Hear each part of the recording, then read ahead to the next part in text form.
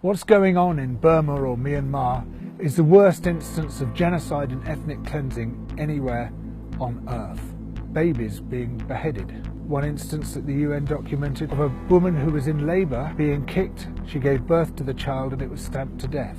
Young girls are being gang raped all the time. Old people are having their throats slit in front of their families. Families are being shoved into their homes, the homes barricaded and then set light to, and those people burnt to death. And this is going on in the country of which Aung San Suu Kyi is de facto leader. What she has done is at some points to remain silent, at other points to try to justify what's happening, calling the victims terrorists, calling the aid agencies, trying to help them, collaborators in terrorism.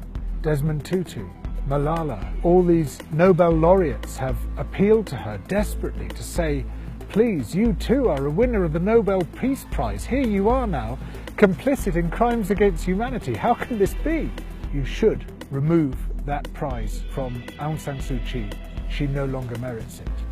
Oh, and while you're at it, that prize you gave to Barack Obama for not being George W. Bush, those repeated drone strikes that he orchestrated against people in Pakistan and Afghanistan, in which hundreds of innocent people, including children, died, were murdered. Surely that should disqualify him as well.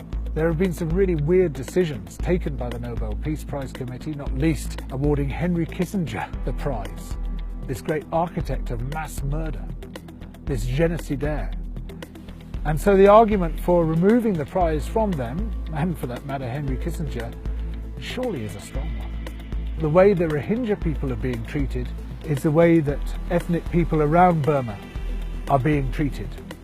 The Kachin, the Karen, many others are being subjected to a similar sort of multiple genocide that's going on there. And it's partly because they're regarded as not fully Burmese. These aren't valid people with their Muslim beliefs or their animist beliefs, and so therefore they need to be stamped out.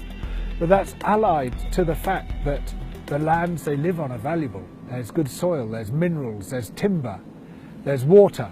And the military and the government, well, once they've driven those people off, they can grab those resources and monopolise them for themselves and make phenomenal amounts of money. One of the justifications for this is that, oh, well, those Rohingya, they're Muslims. Muslims are bound to be bad people. They're going to do bad stuff. I mean, they're terrorists, aren't they? If you give them an inch, they'll take a yard and they'll start chopping our heads off.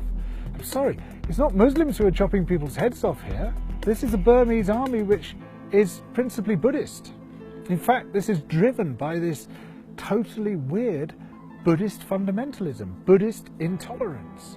This is not a peculiarity of one religion or another. It's not a peculiarity of religion versus non-religion.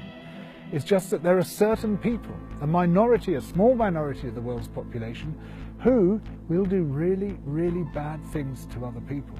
We are not innocent of this. The British government, for example, has been providing the military of Myanmar, Burma, with training. Originally it said we're doing human rights training. Well, that turned out to be a lie. It's not. It's just trying to make them more effective fighting forces. And what are they being more effective at? Oh yeah, atrocities. As a more effective fighting force, they can do that more efficiently. That has to stop. And not only to stop, but our government has to come out and make a far stronger statement than it's made so far about what's going on.